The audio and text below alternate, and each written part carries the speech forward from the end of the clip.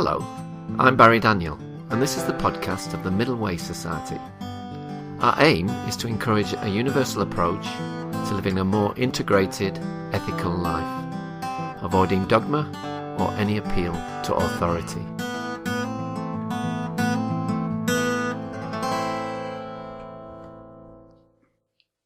My guest today is Rich Flanagan. He's going to tell us a little bit about his life, why he joined the society, what the middle way means to him, and to what extent he applies it in his job and as a dad. We'll discuss his interest in meditation and science. He'll also talk about why he sees that for him there is no conflict in being an atheist and a practitioner of the middle way.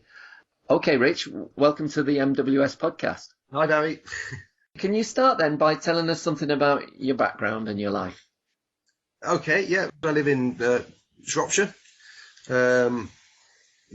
Always have done.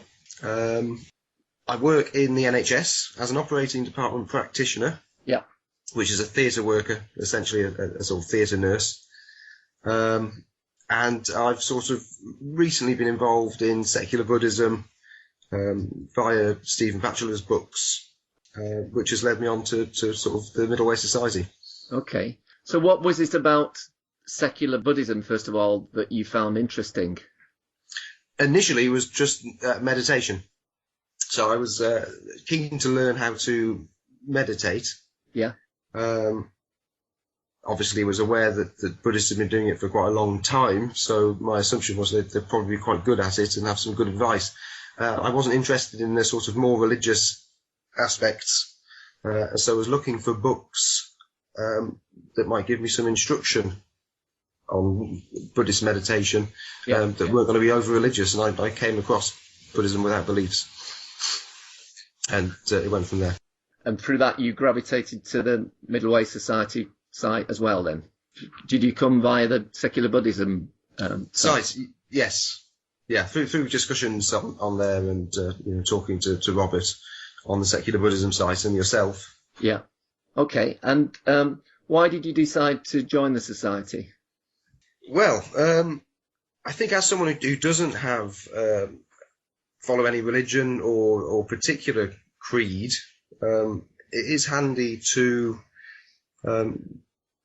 still have something by which you can sort of live your life and by which you can navigate life with. Yeah. It's a tool, really, I think, and the Middle Way Society seems broadly to fit in with my view of things and how I would like to move forward in life. And how do you see the middle way itself? What's your interpretation of that? Or how do you apply it in your life in a general sense? Yeah, well, it's something I've struggled with, actually, defining the middle way. And it probably changes from day to day.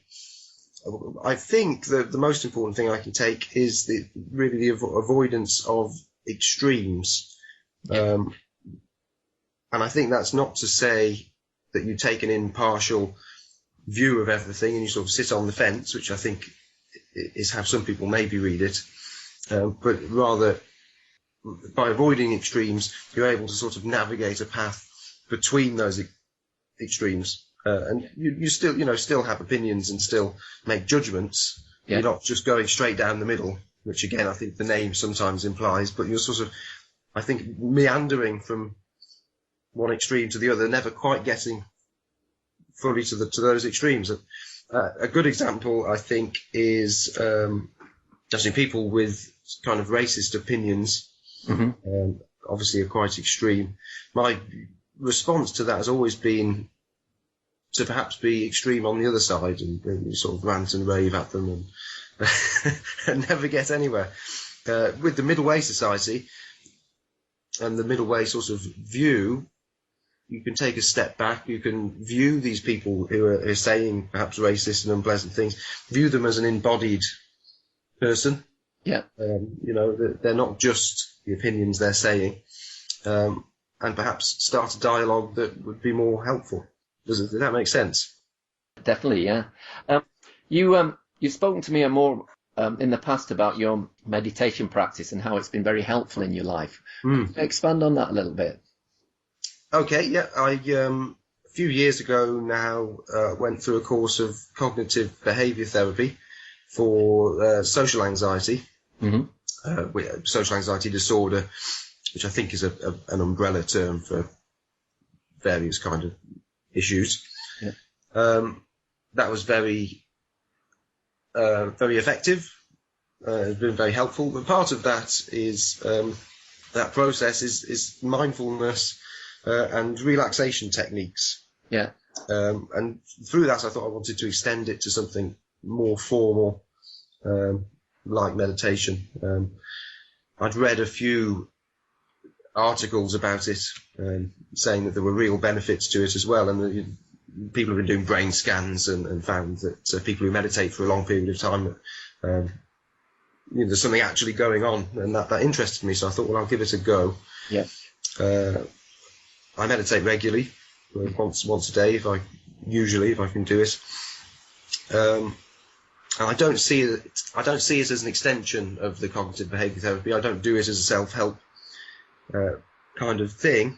But I do find it enables me to engage in real life situations perhaps better than I would if I wasn't meditating. Yeah. And it also, I think I've spoken about this in the past, it also cured my insomnia, or holds it at bay. Right. Okay, another question. To what extent do you think you apply the middle way in your everyday life, like your job or your role as a dad? You've got a young son, haven't you? Yes, yeah. So, again, I think related to the meditation, which I apply to my job, and also to some of the Buddhist teachings, which I've come across whilst researching meditation.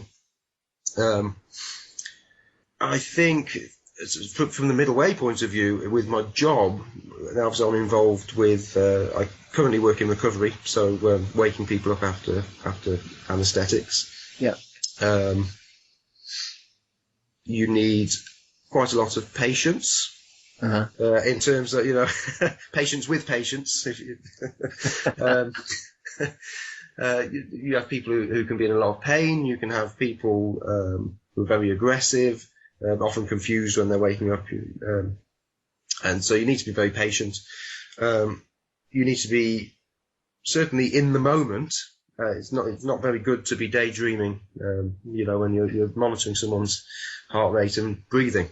Yeah. I am a bit of a daydreamer, so I think, that's more of the meditation helps with being present in the moment, and those skills I'm able to take to the job.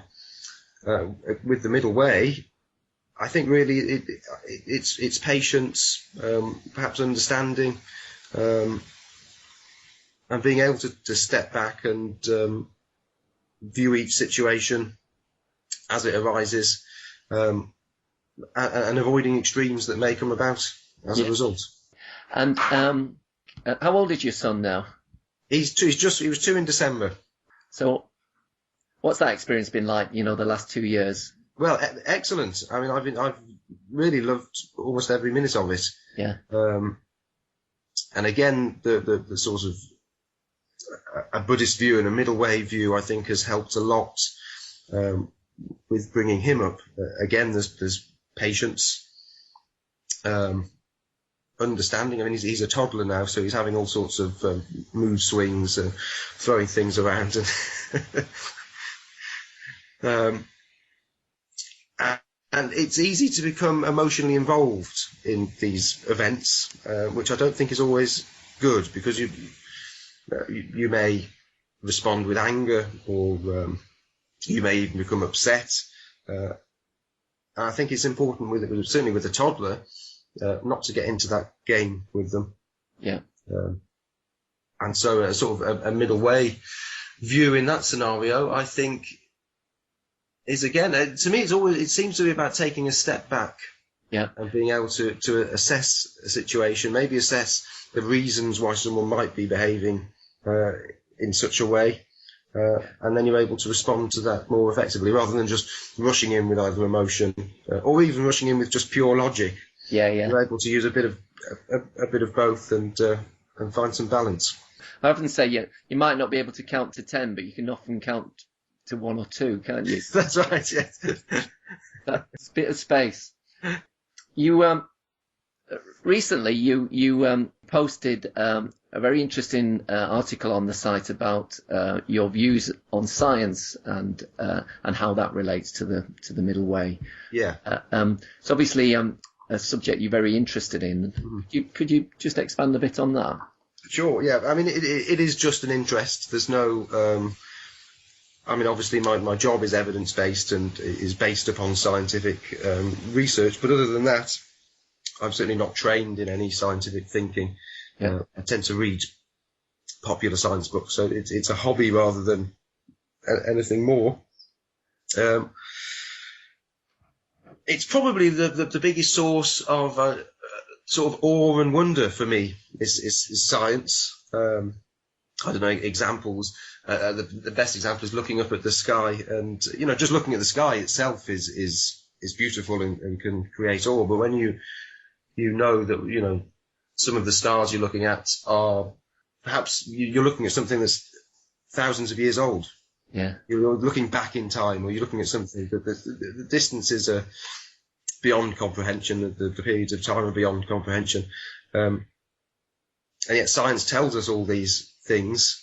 But then enables us to look at why it's telling us. You can go and look at the evidence, you can look at the arguments around it, and I like that aspect.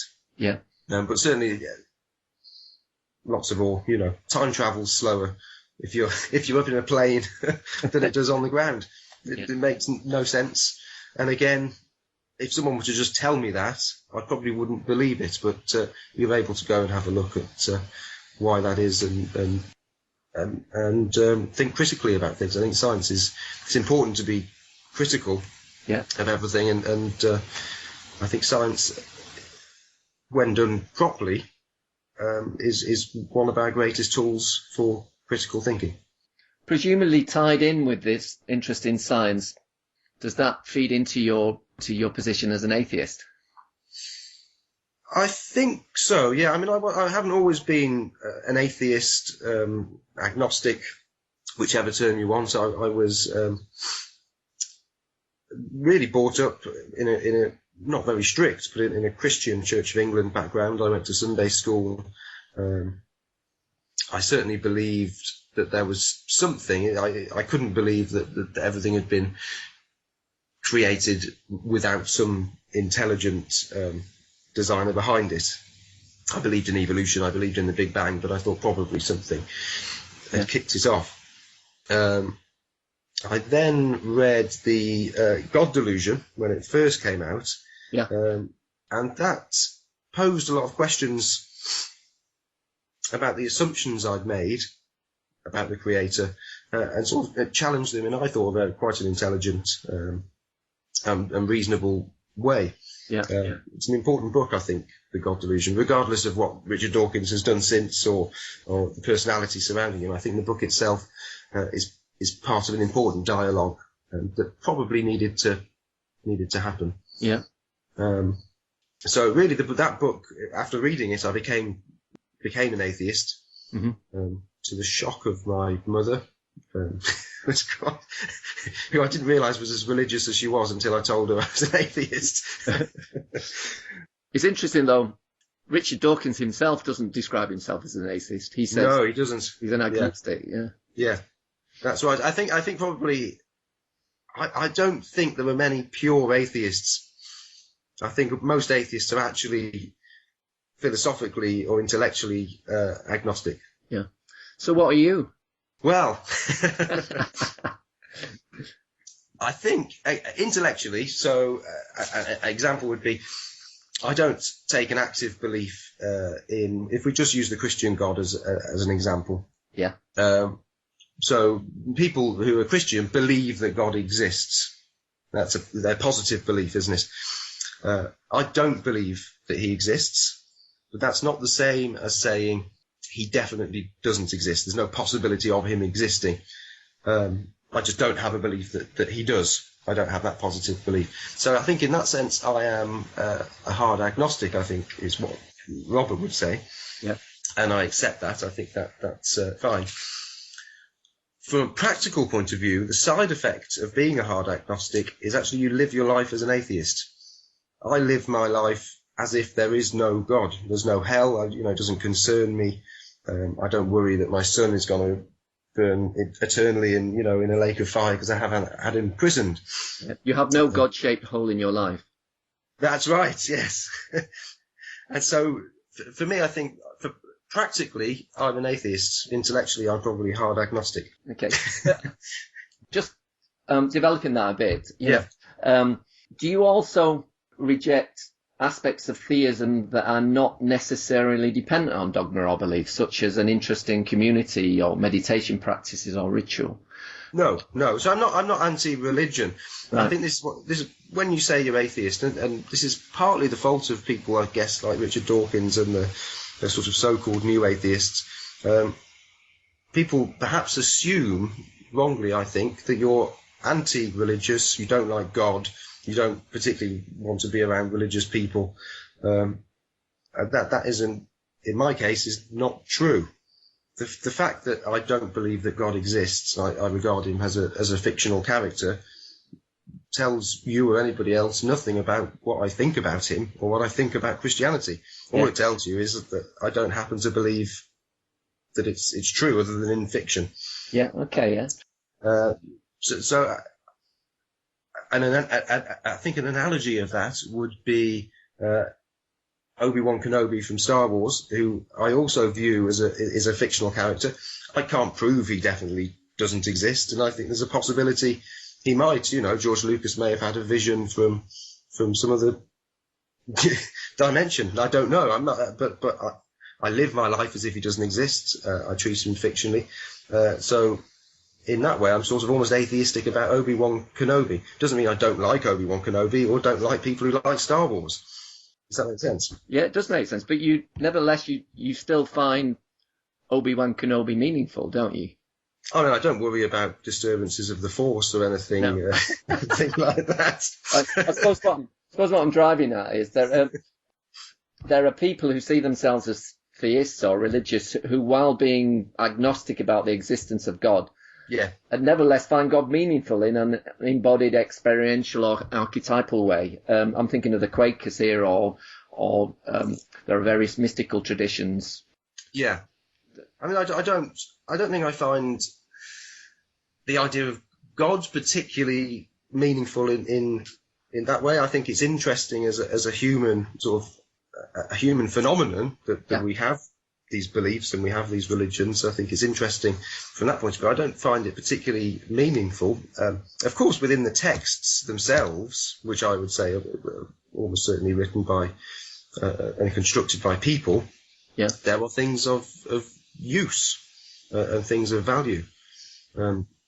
I think the difficulty comes that actually, as well as the things of value, there's also some teachings that can be very harmful and very damaging. And I think sometimes it's difficult to separate the two. My partner Katie describes herself as an antitheist in that she thinks that, all things considered, religion causes more harm than good, and we'd be better off without it. Yeah. Can you relate to that at all? I'm sort of partially sympathetic to that view. Yeah. And certainly before my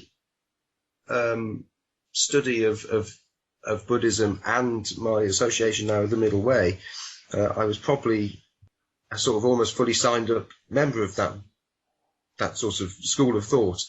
But again, avoiding extremes, I was able to look at that. And I was sort of an anti-theist, but I liked and was interested in religion, which seems like a kind of paradox. But, I love churches, I love religious iconography, I love some of the art that's been done, I like the literature. Yeah. I just wish people perhaps didn't believe it as true and didn't make judgments based upon these teachings as a literal truth. I've become more tolerant. I'm trying to be more tolerant of people with different views, and I try not to. I don't argue with people quite as much as I used to. As I used to argue with Christians and whoever in a friendly kind of way. But I often try and challenge their views. I try and sort of take a sort of more understanding approach, a more tolerant approach. And I think there's a lot to offer. I think there's obviously a human need for people to have religious beliefs. I think there's something very fundamental about it. But I think something like the Middle Way Society goes some way to filling that God-shaped hole. Yeah.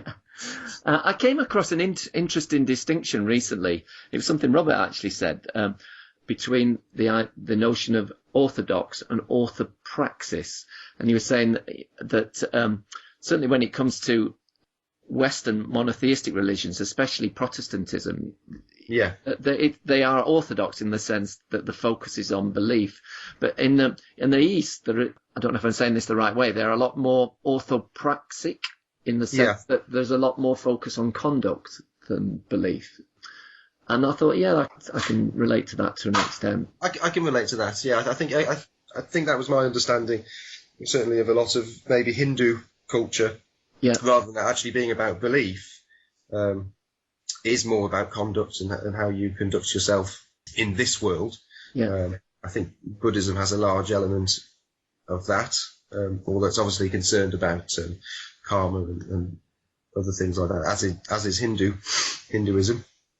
I think that's good, but I mean, again, going back to Christianity, which is what I was brought up as, I think even if you take a belief in God and heaven out of it, I'm not sure that many of its teachings are actually all that useful or helpful. An argument people will often use is actually whether you believe in God or not, the Bible is a good source of morals and ethics, and it's good to teach your children some of the things it says. I mean, you have to edit it quite heavily, I think, to make it palatable for children or even suitable. Yeah. Well, I suppose, I don't know if this relates to your experience, but just from that side of things, with the monotheistic religions, the ethics is very rule-based, like the Ten Commandments or whatever. And it's a bit like doing as you're told. You're not encouraged to think for yourself. No. Whereas in, say, for example, Buddhism, there's a lot. You can relate that a lot more. The ethics there to similar to virtue ethics, in that it's the cultivation of positive habits and practices. Is that one thing that helped you gravitate more to Buddhism? Certainly, yeah. I think you can. Most of the Buddhist teachings, you can sort of drop the Buddha almost, and you could just take the teachings almost fully formed, I think. Certainly the practical teachings about how to live your life and how to engage with other people. And I think, by and large, they mostly seem quite positive, and I think they're mostly helpful. I think that maybe a lot of the Eastern religions differ from the sort of monotheism, I say of the West, but of course it started in the Middle East, which is not necessarily Western, but the monotheistic religions, I'm not sure are quite as helpful in a practical way. One distinction, though, that is often brought up is that there tends to be more engagement ethically from the Western religious traditions. For example, it could be argued you're a lot more likely to find a Christian doctor or a Christian aid worker working in Africa or wherever than someone from a Buddhist community. Do you think that there's some weight in that argument? I'm not sure. I mean, certainly the people I work with, the doctors are quite often they're Muslim. I work with a lot of Muslim doctors. They often go to sort of aid places. They've been to go to Syria and these sorts of things. I don't work with any Buddhist doctors, to my knowledge. I'm not sure why that would be true. I think I'd like to see some figures, really. Yeah. I'm not sure that any religion compels people to act good or necessarily bad. I think it tends to be the individual. And I don't see why a Buddhist would be less likely to go, on a sort of aid trip than a Christian or an atheist. Yeah. I think the argument is, and I've heard it from some people, is that people, not just Buddhists, but people that are engaged in meditation and in mindfulness, there is an element of narcissism or navel is the term. So it's rather than being outward looking, you're more inward looking. Yeah, you hear that a lot, and I think for me that's a misunderstanding of what's actually happening, and I think it's probably usually a criticism that's levelled by people that either don't meditate and just see what's happening. If you look what's happening to someone who's meditating, they're sort of sat quietly, probably concentrating on their own breath, and it can be difficult to make the link as to how that can possibly be any use to anybody other than the person who's doing it, even if it's useful to them or not. I think for me, what I'm doing when I'm meditating is learning skills that I then take outside of the meditation process. So that would be at work, would be looking after my son, or just engaging with people you meet on the street. And I think there's a real effect, certainly for me, that I've noticed from meditating. For me too, Rich. I regularly go on retreat, and I find that through that experience, when I come back off of retreat, I feel I can engage with the world in a better way. I think I'm a bit of a retreat junkie, because that feeling starts to sort of wane after a while, and then I need to go and get another fix. So I have to be careful of that I don't get too addicted to that. Yeah, I'm sure it's not a bad thing to be addicted to. There are worse vices, I'm sure. Yeah, but I would agree with that anyway, I think. And also, you make the point there that it's not permanent, this effect. Yeah. You do have to keep it up. You have to keep practicing. Yeah. You can't just meditate for a long period and then expect to have benefits forever. I mean, some people claim that I think that has happened, but certainly in my experience, it's something I have to keep up.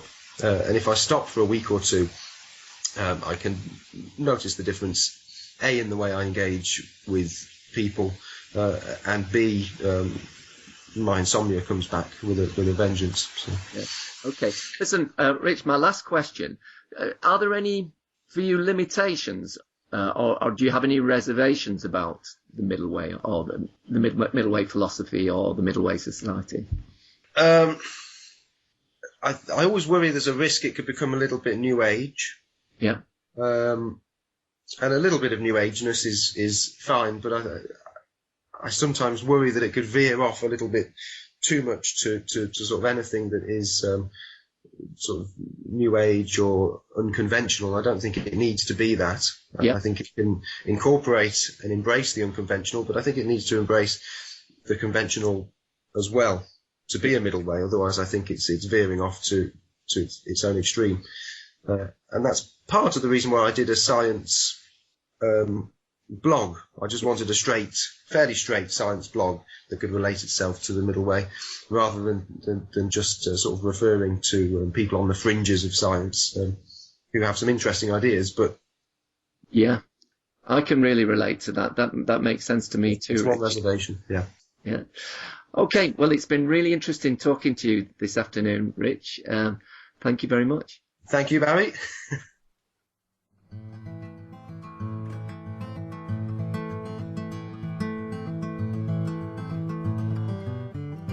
You can find out more about middle way philosophy at www.middlewaysociety.org.